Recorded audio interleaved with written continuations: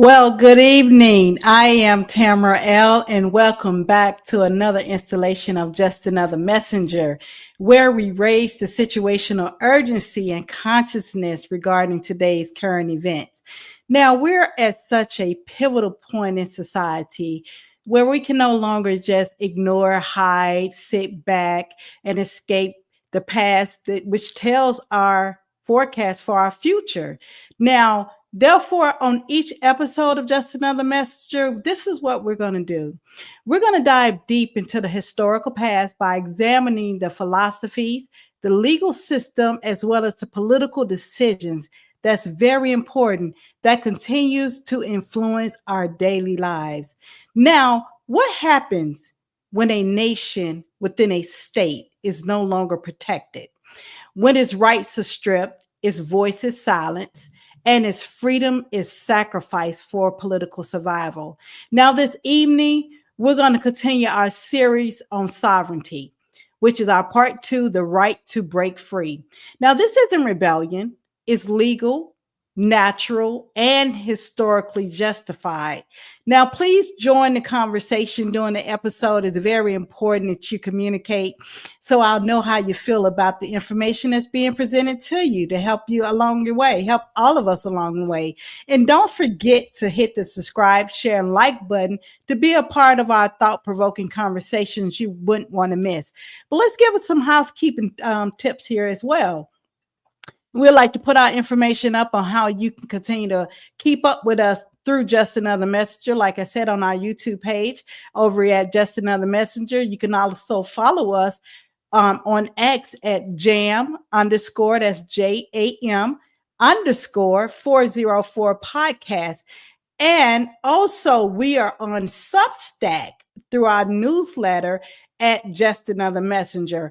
And if you or someone you know would like to be a part of the show, you feel free to provide them with our email address at justanothermessengerpodcast@gmail.com. And also, don't forget, please support the channel. We are independent alternative journalism. All right. Don't forget to support the channel over through our Cash App at $ Just Another Messenger. That is $ Just Another Messenger. All right, we have some impactful information here for you this evening. So what we're going to do, we just going to cut out and cut right back in.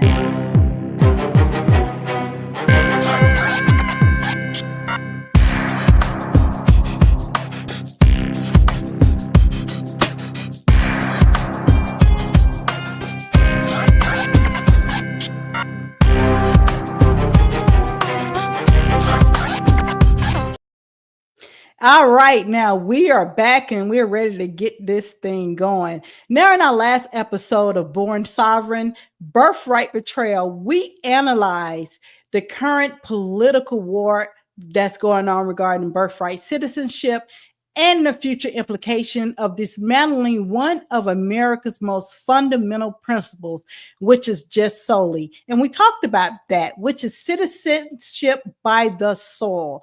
Now, we're going to continue to take a deep dive into that. I know we had a little technical difficulty last week as I was just coming back from a hiatus, but I think we got that thing going on. Let's see who we have in the building this evening. All right, we have Dorinthia. Good evening to you as well as good evening to all our other followers, viewers that we have over on my personal YouTube page, which is Tamara L. All right, let's go ahead and get this thing started this evening. All right, we have part two, Born Sovereign, Birthright Betrayal. Now let's talk about these disclaimers. The views, opinions, and the thoughts are the protective expression of Tamara L. for storytelling and educational purposes and does not provide statutory counseling for any United States color of law jurisdictional proceeding. Now let's look at this map we have here. We're going to take a quick look at this map in its full detail, and we're going to break this thing down. All right, we're going to take that overlay off so you can have a good understanding of this. Now, long before any European or Mexican claim was made, the indigenous people, such as ourselves, autochthonous people, we inhabited and governed these lands. Now, each region that you're seeing had its own sovereign nation with distinct languages, cultures, and territories. Now, if you look in that area known today that's going on with the revolt of the immigrations, the Mexican immigrations, and then of that nature that's going on in the area of California, let's take a look at what indigenous incorporated in that area at that time that we were in that area. Let's look at that. In California, as you can see, you had the Ohlone, you had the Tugwa, you had the Chumash, you had the Miwok, and you had the Yukots in that area. And if you look at the southwest area of what is known today is Arizona, Mexico, you had the Apache in that area. You had the Navajo, which is called the Denny. You also had the Puebloan people, which their name was called a Hopi, Zini, Pima, Tohono. And also, if you look at the area we have known today as Texas, you had the Comanche, you had also the Lipan and the Apache. You had the Comanche and you had the Apache in that area. You had the Cheyenne, you had the Arikari and the Wichita. You see Wichita, you had the Wichita in the area. These are the Aboriginal, indigenous, autochthonous people of the land, like I said, and this was long before any European or Mexican claim to this land. These are the nations that occupied all the regions of America. If you look at that Great Basin and the Mountain West area, you had the UT, you had the Paiute, you had the Shoshone. Now, our people, we had very complex systems of trade, law, diplomacy, as well as land stewardship. We were first in time, first in law. So we never ceded the land willingly to any European powers, Mexico, or the United States. What does that mean, Tamara? That means that we, the indigenous, autochthonous, aborigines of the nations, we still view these lands as unlawfully occupied. So when people wonder, why aren't the so-called blacks in this fight? Why would we fight for the continuation of another colonizers to continue to take throne of an area that was usurped during that time period? Yes. Good evening, everyone. Now, let's go ahead and get into this. Let's look at this also in a little bit more detail. Let's look at when the Spanish came into this area. Let's look at the Spanish invasion that took place. Now, this was during the Spanish Empire. This is the territorial occupation of Spain that took place. This was between the years of 1540 in the 1540s to the 1821. Now, Spain was the first European empire to claim much of the American Southwest. Now, in 1542, there was a Spaniard by the name of Juan Rodriguez Cabrillo. He explored California for Spain. This was the Khalifa territory. He went to the area and wanted to settle in that area for the Spaniards.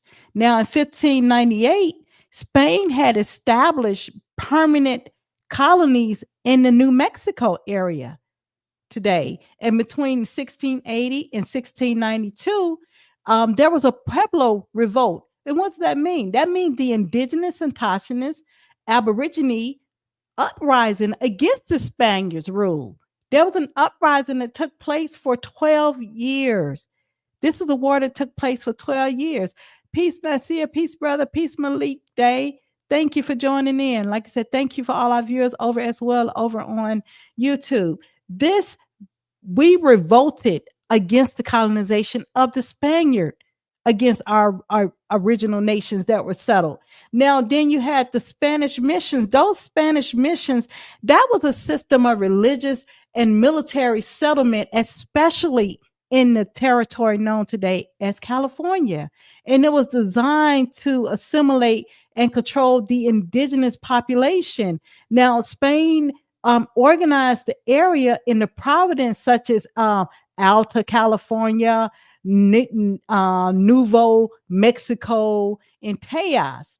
All right. Now let's look and see what happened. Now, when you see that flag being raised today, let's look at this flag that's being raised out there and why they're waving this green, white, and red flag. This took place during a time period that there after the fighting took place. It was called the Treaty of Guadalupe Hidalgo,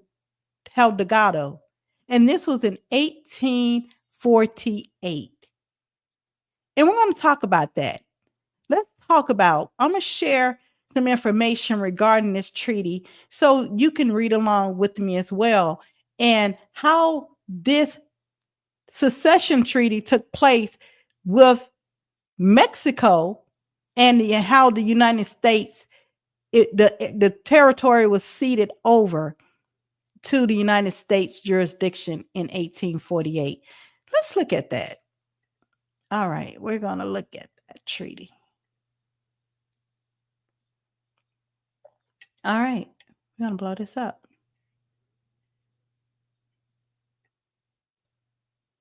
Oh, I'm going to make this bigger. All right, there we go. Hope you can see it. All right, let's look at this treaty. The Treaty of Guadalupe Hidalgo was February the 2nd, 1848. Now, this was a treaty of peace, friendship, limits, and settlement between the United States of America and the United Mexican States, concluded at Guadalupe Hidalgo on February the 2nd, 1848, and a ratification advised by Senate with amendments on March the 10th, 1848. And it was ratified by the President on March the 16th, 1848. And the ratifications exchanged at Querétaro on May the 30th, 1848. And they had reclaimed the seceding of the land on July the 4th, 1848. So this is like Independence Day for the ceding of the area from Spanish Mexico rule to the United States. This is the 4th of July that takes place. Now let's look at Article 1. It reads here, there should be firm and universal peace between the United States of America and the Mexican Republic, and between their respective countries, territories, cities, towns, and people without exception of places or persons. That's Article 1. Now let's feast our eyes on this area as well. We're going to go look at Article, what is that? 9. Let's look at Article 9. It's a Mexicans now establish in territories previously belonging to Mexico, and which remain for the future within the limits of the United States as defined by the present treaty, shall be free to continue where they now reside, or to remove at any time to the Mexican Republic, retaining the property by which they possess is in the said territory, or disposing thereof, and removing the proceeds wherever they please, without their being subjected on this account to any contributions, tax, or charge whatever. Those who shall prefer to remain in the said territories may either retain the title and rights of Mexican citizens, or acquire those of citizens of the United States, but they shall be under the obligation to make their election within 1 year from the date of the exchange or ratification of this treaty, and those who shall remain in the said territories after the expiration of that year without having declared their intentions to retain the character of Mexicans shall be considered to have elected to become citizens of the United States. So this is the birthright citizenship. in which Donald Trump is talking about through the treaty. All right. Mexicans shall be considered to have elected to become citizens of the United States. In the said territories, property of every kind now belonging to the Mexicans not established there shall be involuntarily respected. The present owners, the heirs of these, and all Mexicans who may hereafter acquire said property by contract shall enjoy with respect to its guarantees equally ample as if the same belonged to the citizens of the United States. It say the Mexicans who in the territories aforesaid shall not preserve the character. Here we go. The Mexicans who in the territories aforesaid shall not preserve the character of citizens of the Mexican Republic, conferably with what is stipulated in the preceding article, shall be incorporated into the Union of the United States and be admitted at the proper time to be judged by the Congress of the United States to the enjoyment of all the rights of citizens of the United States, according to the principles of the Constitution, and in the same mean shall be maintained and protected in the free enjoyment of their liberty and property and secure in the free exercise of their religion without restriction. All right, let's break this down. Let me come back online regarding this, because I don't think you guys are I want you to fully comprehend what we're putting down here. We're going to stop screen and we're going to really understand what we're putting down here regarding this birthright citizenship. So what is being said, Tamara? Earlier I said that the indigenous, autochthonous, and aborigines of nations that were already settled of the America did not cede their rights of citizenship over to the United States, which means that birthright citizenship does not apply to us. Birthright citizenship is not about the Aborigine, indigenous Americans of the land. It's not about us. They're not like us. It has no basis regarding us. Now, if you're claiming to be of African ancestry, if you have claim of African ancestry and proof of African ancestry that has traversed or was captured and brought to America, you are subject to the birthright citizenship because it's written through the Naturalization Act of the Naturalization of the Citizenship Clause. I'm trying to make this as plain. So that's the fight that you're seeing, whether they say we are citizens of the United States, whether you're a citizen or immigrant. Mexicans had to cede their citizenship over to the United States, which now their citizenship can be revoked because it was incorporated into the United States. Is that making sense? Is that making sense to everyone? I hope that's making sense. All right, we're going to continue along here. Let's look at this in detail. We went over that treaty. We went over that treaty and hope that is well understood there.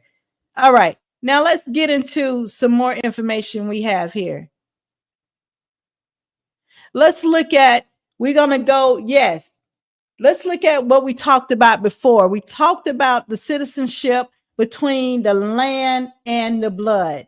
when we're gonna go over an understanding of that again. We're gonna go over jus soli, which is Latin for right of the soil. It's the legal principle that a person's nationality or citizenship is determined by the place of their birth, regardless of the nationality for legal status of their parents. Yes, Mexicans is the only group of people that was given citizenship in a treaty. That is absolutely correct. That is absolutely correct. Oh my God. Yes. Thank you. Thank you for that confirmation to that. Yeah, you got to be on this understanding because we can no longer be tricked. We can no longer be tricked based off these language of legalese. Now, jus soli deals with the birthright citizenship, means right of the soil. Remember, we talked about the territory secessions just recent between the Spanish, and then how if you go back and look at previous videos, we talked about the land secessions that took place at Alhambra when the Moorish Empire, the last stronghold of the Moorish Empire in 1492, was ceded over to Queen Isabella and Ferdinand in Spain in 1492. I'm sorry, got to get these words right. In 1492, like the land, they had to cede over this last Moorish stronghold in January the 1st of 1492. And during that time period, that Spanish rule, now they took over the entire empire of the last Moorish empire during that time period. And that empire consisted of the Americas, Northwest Africa, and the Americas. When I say Americas, I'm talking about North, South, Central America. That's the Americas, and it's adjoining island, which is the Caribbeans, as well as Jamaica, Haiti, all those islands. That's the Americas. All right. So that's where that connection comes in at when you start talking about the Moorish stronghold and how they overthrew the Moorish Empire and had to cede the territory over. But if you, like you said, just as that is written, if you go look at the Treaty of 1492, the citizenship is not ceded over. The Moorish citizenship is not ceded over. If you go look at any of the now, one of the greatest body of constitutions you can look at is called Iroquois, Iroquois. Now, that's going to be the modern term that you're going to see if you Google it, and then you're going to see the Aboriginal word is going to say Anishinaabe. That is the same confederacy. That is one of the well settled constitutions that you will see that belong to the confederation that was in the area known as Seneca, Onondaga. That was on the East Coast, the Eastern Seaboard coast. That is one of the well settled constitution that you will see because most of the constitutions of the Aborigines, Indigenous, and indigenous nations, they were oral. But one of the most written ones you're going to be able to see more modern will be the Iroquois Confederacy Constitution. And you will see in there that there are clauses for the adoption of foreign and things of that nature. And you will not see citizenship being ceded over to a foreign nation. All right, can you talk about how these courts are studying and learning our paperwork? Well, a lot of that is being dismantled. They are well aware of the Moorish nation. They're very well aware of that, and that information has to be hidden. So it's like they're going to make sure that information stays hidden from the masses. You got to remember, they have to keep their subjects at bay. When too many of your subjects get out of hand, as if what you're seeing now with the Mexican subjects, when too many subjects get out of hand, the information that is going out, that is true and exact and correct, they're going to find ways to create a propaganda to discredit it, or they'll find ways to campaign against the people through ways of manipulation and tactics, scare tactics, and things like that. Arrest, so people can say, "Oh, they're being lawless. Their paperwork is frivolous and it doesn't work." And this has been going on for over 100 years, even with Prophet Noble Drew Ali. And unfortunately, you have the cooling effect of the Nation of Islam that should have taken up the mantle regarding sovereignty, but they didn't. They've stayed quiet, and the Nation of Islam comes out of the Moorish Science Temple. So that's going to take place, but you have to keep pushing forward with the truth, because keep in mind, we live in an empire full of lies. So the truth is treason in the empire full of lies. We're going to keep that at the forefront. All right. Now, let's look at just sanguineness. And that's why this information is very important, because when you are writing a body of work to identify and proclaim who you are and be able to stand in the righteousness of your divine sovereignty, you have to make sure you have the correct language. That's why language matters. Words matter. You know what I'm saying? So you have just sanguinis, which is Latin for right of the blood. Now, this is a legal principle that citizenship or nationality is inherited from one or both parents, regardless of the birthplace. Yes. All right. So now we're going to go into the Latin word justitium.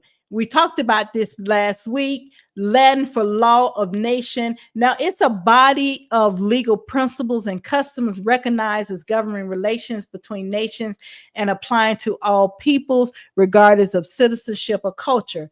Okay, let's look at this right here. You said, all right, I've done this before, because here in Ohio they're trying to block. Well, you're in a now when you say here in Ohio, you can't be in Ohio. Ohio is on paper. That's why we said language matters. They're trying to block who we are. They can't block who you are. You be who you are without doubt or contradiction. And also, can you mention what's a good trust? You trust yourself. We can get into the understanding of the building of a trust, but you have to trust yourself. All right. You know, you're at Ohio. You're at Ohio. You're at Cleveland, because all those are legal construct fictions on paper. All right. And that's what I said, words matter. Now, let's look at the laws of nations, or the principles of the of nature applied to the conduct and affairs of nations and sovereigns. We talked about how even the framers of the Constitution utilized the teaching of Emer de Vital. And what did he have to say about that? He said, a nation or a state is a body politic. So when people say, "Oh, they're trying to build a body politic," hee hee ha ha ha, they don't know what they're doing. Okay, but in law, I didn't say legal. There's a difference between law and legal. It's a nation or a state is a body politics or a society of men united together, men or women, united together for the purpose of promoting their mutual safety and advantage by their combined strength. Such a society has its affairs and interests, its deliberates, and takes resolutions in common, thus becoming a moral person, having an understanding and a will particular to itself and susceptible of obligations and rights. All right. Now, let's define the laws of nation. Let's look at why this quote matters. It matters because it defines the nation as a sovereign entity, not just a geographic location or ethnic group. You got to understand this. A nation as a sovereign entity. It is not solely based off a geographic location. Now, Vattel's concept of a moral person or persona moralis gave birth to modern legal understanding of the sovereign state as a rights bearing actor in international law. Now, the United States founding fathers, framers, especially Thomas Jefferson and Benjamin Franklin, they heavily reference Vattel work when justifying Americans' right to independence and sovereignty. Now, there we are. We're getting into sovereignty and separation, the right to break free. Let's get into that. Let's look at this. Let's look at the legal definition of a state. A legal definition of a state is a sovereign political entity. Is a state is an independent entity that is not subject to the control of another entity. Defined territory. A state must have a clearly defined area of land encompassing its jurisdiction. What's the problem with this, Tamara? Someone asked me, what is the problem with when we say sovereignty and separation? What is the problem that I'm gonna come back on the screen. What is the problem that the indigenous, autochthonous, aboriginal people have when we look at the understanding of defined territory? What is one of the problems that we are met with? I need someone to tell me. What is one of the problems when you say defined territory, sovereign political entity, independent entity? A state must have a clearly defined area of land encompassing its jurisdiction, permanent population. A state must have a group of people living within its territory, either permanent or on a long-term basis. What is the problem that the Aboriginal, indigenous, Aborigine people face today, aka Black, Negro, colored, African American? Government. A state must have a government structure that can effectively rule and enforce laws within its territory. It must have the capacity to engage in formal resolution. Somebody is not talking to me. I need y'all to talk to me and tell me what is a state must be able to enter into agreements and relationships with other states, both domestically and internationally. A state must have federal system. In a federal system like the U.S. state, see, I got that in quote. Thank you. Oh my God. Thank you, brother. Thank you. This is the problem that we have, aka Black, Negro, colored, African American, the Aboriginal, indigenous, and indigenous people. The problem we have is we have no government. We're under usurpation. That is key. We're under usurpation. We're under occupation. We're under colonization. So while we clap, no government, that is it. So while we clap, while we celebrate, and we champion for the decolonization and imperialism of Burkina Faso, Mali, Niger, and our others, brothers and sisters over in the diaspora, for them to be decolonized, for them to root out imperialism. We're under the cloak of imperialism. We're under the cloak of colonization, because we don't have what? We don't have independent entity. We don't have clearly defined area of land to encompass its jurisdiction. We don't have a group of people living within its territory, even permanent or on a long-term basis. We do not have a government structure. We do not have a state must be able to enter into agreements I'm not talking about, we say enter agreement, we're talking about your own currency system. We're not talking about another foreign entity's currency system that is being exchanged as your means to be able to eat. Your land is usurped. You don't have access. You don't want to dig into the ground, put the seeds in there, and pull up the nourishment for the sustainability of life. We do not have the federal system in place for to govern the mental of the society. That is the number one problem we have, and that's why we are not defined as a state. What is the legal definition of a nation? The key elements of a nation is a people.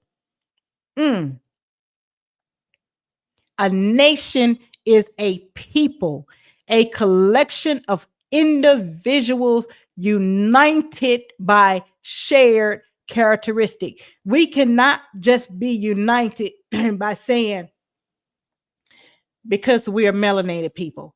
We cannot just be united by saying that we're Black and we're proud.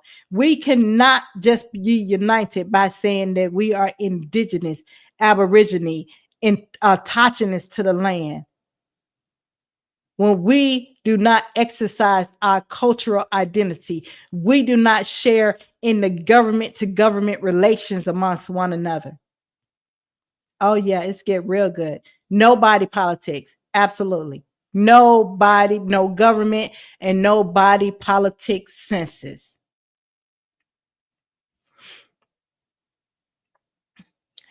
An organized jural society, and organized, and I'm not talking about the NAACP, CP, whatever that crap is. I'm not talking about the Black Caucus. No, an organized jural society, a system of laws, governance, and legal rights of the collection of individuals united by shared characteristic. We must have a distinct territory, a specific area of land inhabited by the people, the restoration of the land that is usurped, independence or autonomy, the ability to govern ourselves without external interference, foreign interference, without having fear of that. And we're going to get into that. Shared characteristic, common language, customs. And we're not talking about ebonics. We're not talking about, we're talking about our native tongue, our customs, not just boots on the ground and jerk jiving and not, no, our ancestral customs, our history, our folklores, our more ways, and even our ethnicity. That is very important to be defined as a nation of people. Now, since you would not define yourself as a nation of people, since we would not get in alignment and define ourselves as a risen state, this is what you are. You are no different than the Mexicans that they're calling that came over across the territorial borders unwelcome. You are a refugee in your own land. Martin Luther King told you, right? You are a refugee. And this is relating to the status of refugees according to the July the 28th, 1951 convention. The definition of the term refugee. It say, for the purpose of the present convention, the term refugee shall apply to any person who has been considered a refugee under the arrangements of May the 2nd, 1926. Under the arrangement of May the 2nd, 1926, and the 30th of June, 1928, and under the conventions of October the 28th, 1933. What happened in 1933? Somebody tell me what happened in 1933. Come on now. I know we got some scholars on here. Somebody tell me what happened in 1933. And February 10, 1938, the Protocol of September the 4th, 1939, and the Convention of the International Refugee Organizations. Somebody tell me what happened in the United States jurisdiction in 1933.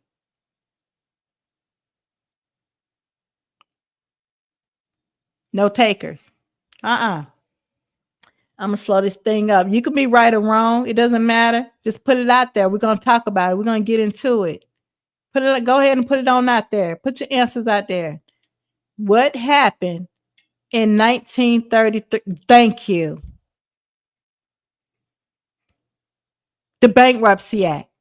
Gold and silver standards was taken away. Gold and silver standards was taken away. The New Deal. What was the New Deal? Come on, help him out. Help him out, Noble. Help him out. What was the New Deal? What was ushered in?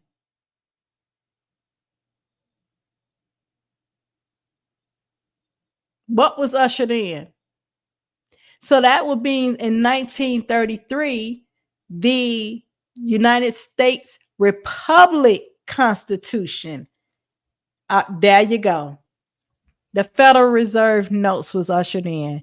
So you have never been paid a day in your life. You've never been paid, people. I know that's hard to hear. You've never been paid. You have commercial paper. FRNs. That's the short words for it. If you see FRNs, that's the short version for Federal Reserve notes. You never been paid a day in your life. I either. I never been paid a day in my life. Now, decisions of non-eligibility taken by the International Refugee Organization on the period of its activities shall not prevent the status of refugee being accorded to persons who fulfill the conditions of paragraph 2 of this section. Let's look at paragraph 2. The definition of the term refugee. As a result of events occurring before January 1st, 1951, and owing to well-founded fear of being persecuted for reasons of race, religion, nationality. Didn't say nationality. As a result of events occurring before January the 1st, 1951, and owing to well-founded fear of being persecuted for reasons of race, religion, nationality, membership of a particular social group, or political opinion is outside the country of his nationality and is unable or owing to such fear is unwilling to avail himself. You are afraid to be who you are. You are afraid to be the true American to this land. You are afraid to avail it much, and you rather say you are black. You rather say you are Negro. You rather say you are colored. You rather say you are African American. You rather say you everything else but who you are. You are the true Aborigine, indigenous, indigenous to this land. You are afraid to say that. You are afraid to worship under your own vine and fig tree. Somebody told you that's voodoo. Ooh, that's scared to do that. You are unwilling to avail himself of the protection of that country, or who not with having a nationality of being outside the country of his former habitable residence as a result of such event is unable or unwilling to own such fear is unwilling to return to it. You are unwilling to return to the state of your mother.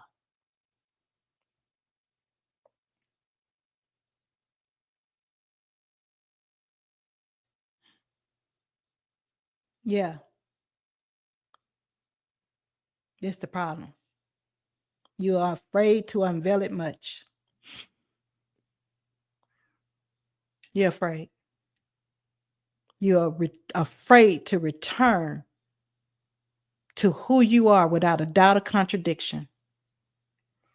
So, therefore, in the case of a person who has more than one nationality, the term the country of his nationality shall mean each of the countries of which is a national, or a person shall not be deemed to be lacking the protection of the country of his nationality is, without any valid reason based on well founded fear, he has not availed himself of the protection of one of the countries of which he is a national, which makes you a refugee in your own land.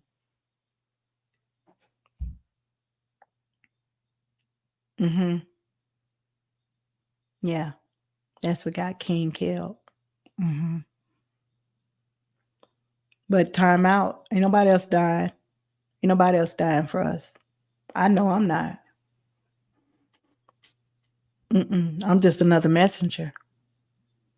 Mm-hmm. I show you the information.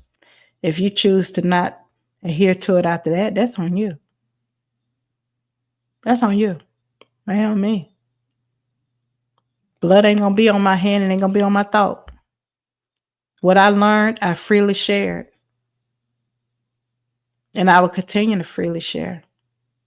But I'm not gonna lose my life because we still want to be afraid. So we're gonna be a refugee in our own land.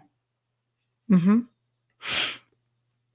In international law, how does this happen? Mm-hmm. How did this happen? There's a restoration part that takes place after yeah. Mm-hmm. Prophet Noble Drew Ali. If I could only get you thinking again, you will save yourselves. A quote from Prophet Noble Drew Ali. We have to be who we are. There's a returning process that should have took place in 1783 after the American Revolution. And the British, they received their freedom from the British Crown. The American nations, we're going to go back. I'm going to show you again. The American nations, they should have been restored back to their pre-loss condition. Restoration, not reparation, restoration. Mm-hmm. And what is that? What is it called? Post-millennium means Latin for return across the threshold. And then international law, post-millennia ensures that an occupying force's illegal acts during a wartime occupation are invalidated upon the return of the territory to its rightful sovereign of the land. This means that any property seized by the occupying force must be returned to its original owner. Now, did you read in the Treaty of Guadalupe what it talked about? Remember, I read about what it talked about, the property ownership. It was given back to them, and they have a choice if they want to keep the property as a Mexican resident and sell it and get the compensation for it, Or do they want to declare that property over into United States jurisdiction and live free and unmolested? That was a choice. Post-millennium, return across back to the threshold. This means that any property seized by the occupying force must be returned to its original owner, and any legal relations modified by the occupation are restored to their former state. Have the Aborigines, Autochthonous, Indigenous been restored back to their former state? Please answer that question. Have the Aborigine, Autochthonous, Indigenous Americans been returned back to their former states after the 1783 American Revolution ended? No. No. So why should we now fight a war with the descendants of the Mexicans, Spaniard? That's not our fight. It's not our fight. Absolutely not. If we're going to fight, we're going to fight for restoration. Let's play with reparation. Let's play with the thought of reparation. You receive $1 million, $2 million from a foreign occupier. From each person say that I'm a Aborigine, Autochthonous, Indigenous to the American. They say, okay, we're going to cut the check. The checks are cut, go into your account. Ooh, I'm going to buy me a house. You're going to take that Federal Reserve note and you're going to buy a house that's still in the jurisdiction of the foreign landlord. You're going to pay cash for that house. But that foreign landlord still wants taxes every year for that jurisdiction. Is that being repaired when you still have to pay your foreign landlord? No. So reparation is off the table if you're not talking about restoration. There's no need to talk about reparation without talking about restoration. Restoration, nationality is the only conversation that should be taking place with the Aborigine, Indigenous, and Autochthonous of America. That is the only conversation that should be taking place. And once that is settled, then we know you don't have enough money to pay us. We know you don't. Because you owe too many other nations now. So who's going to fund your debt? That's right.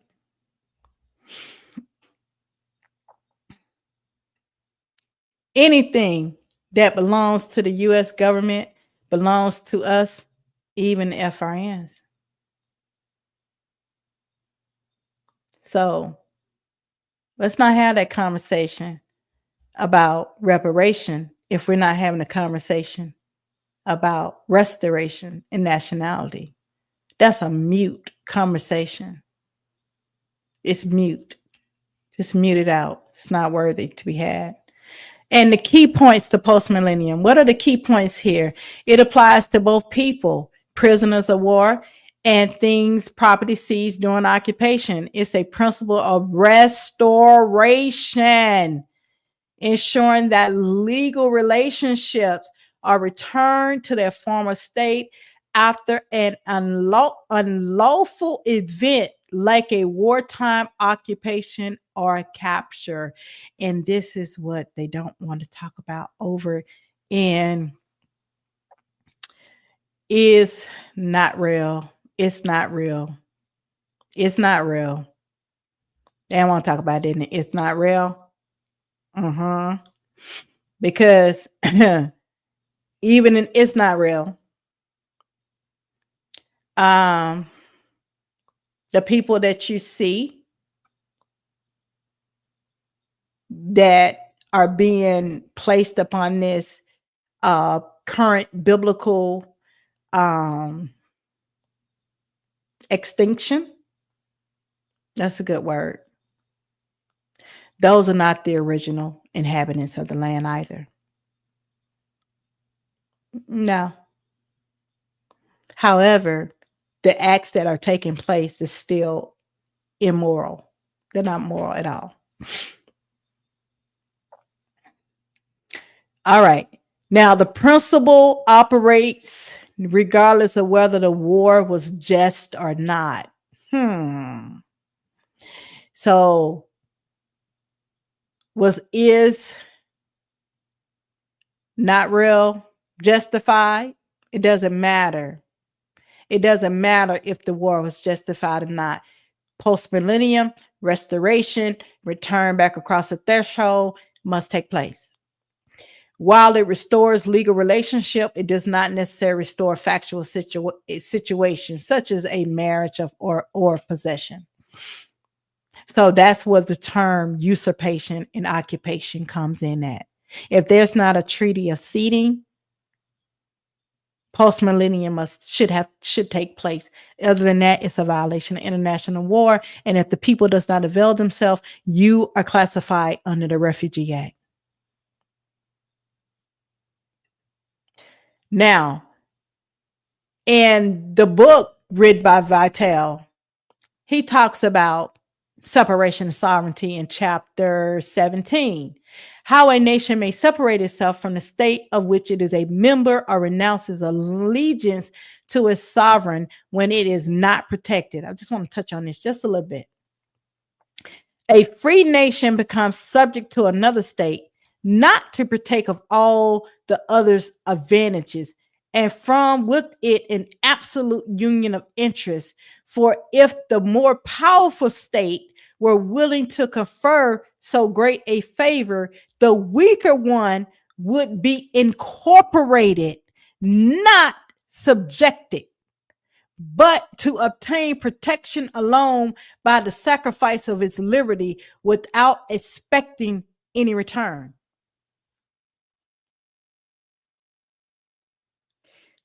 So the nation or the state that loses the war, they are never to be subjected to a foreign invasion or occupier. You can incorporate into it at free will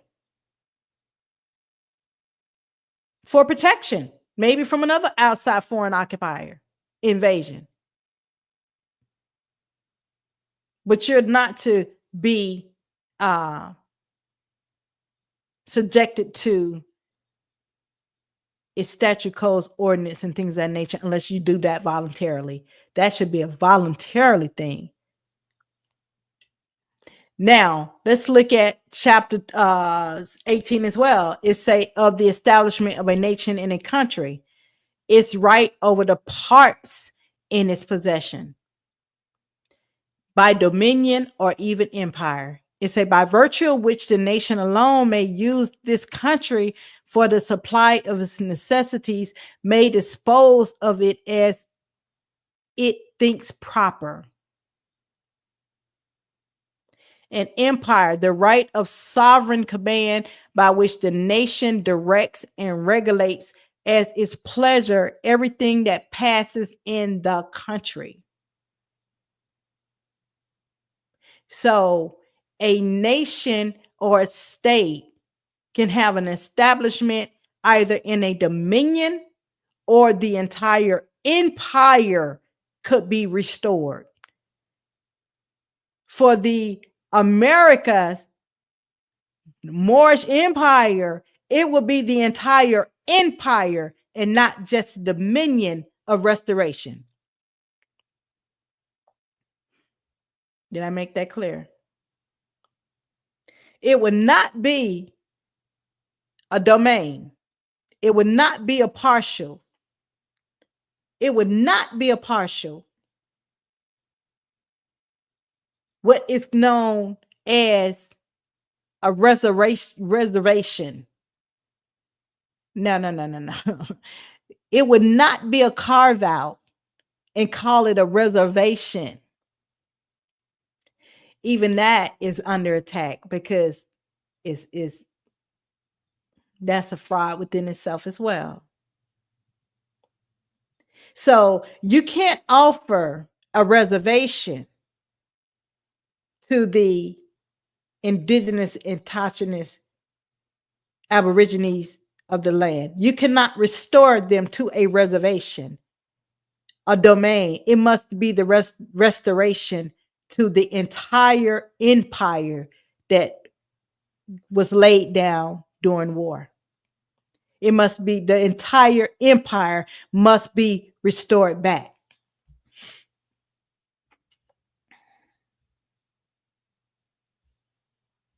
Pay me back like you owe your rent. Pay me back like it's money I spent. Yeah. The entire empire. Now, when we're dealing with this regarding separation and sovereignty, we're dealing with a struggle rewritten, but it's not resolved.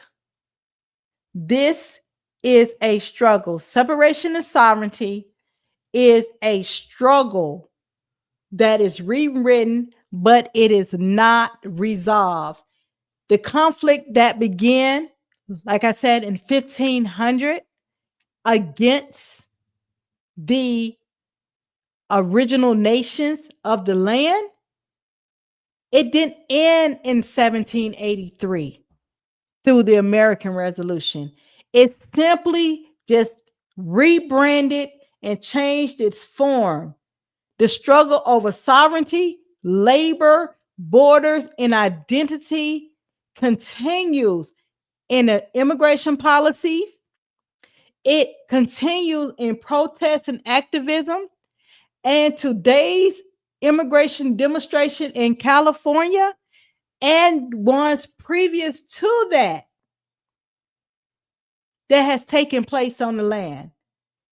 It represents not just the opposition to modern policy, but it's a call to reckon with a colonial past that never ended. I'm going to say that again. It's a call to reckon with a colonial past that has never ended, which means that it's a legal, natural, and historical justification to continue to fight for your rights of restoration of sovereignty. You have a duty and a right to remove the well-settled fears and create your sovereignty and separation. I enjoyed delivering this information to you. Until next time, I'm going to say stay woke, stay informed, and stay ready. But in the interim, hey, we have some good things coming up. Stay on the lookout for my book launch, Sacred Selfishness, The Art of Loving Without Losing Yourself. Are you ready to reclaim your power in love? What if you never had to chase love again? What if you could give love without exhausting yourself? What if putting yourself first actually made your relationship stronger? Now, as you can see, we were working on the website so you can have the ability to order the book starting June the 21st. Really pushing for that hard date. Really pushing for that hard date. All right. Really pushing for that date. Now, until then, please don't forget to tune in to our channel every Wednesday. Now, it's normally on Wednesday at 8 p.m. Eastern Standard Time. Everyone know I am dealing with an injury. So yesterday at the therapy, I was wiped out. So that's why we're airing today. All right. But normally tune in every Wednesday, 8 p.m. Eastern Standard Time. Like I said, we're not monetizing on YouTube. So please support the channel via our Cash App at $ just another messenger. And if you or someone you know would like to be a part of the show, please provide them our email address at just another messenger podcast at gmail.com. Now, let me tell you, just another messenger. We're not about pseudo. We're about solutions. We're about more than just talk. We're about opening this thing up, getting clear understanding what we're dealing with here. So, all right, we have that information. So I thank you for tuning in this evening. I'm in a little bit of pain, so I'm going to go ahead and log out. Until next time, have a wonderful evening.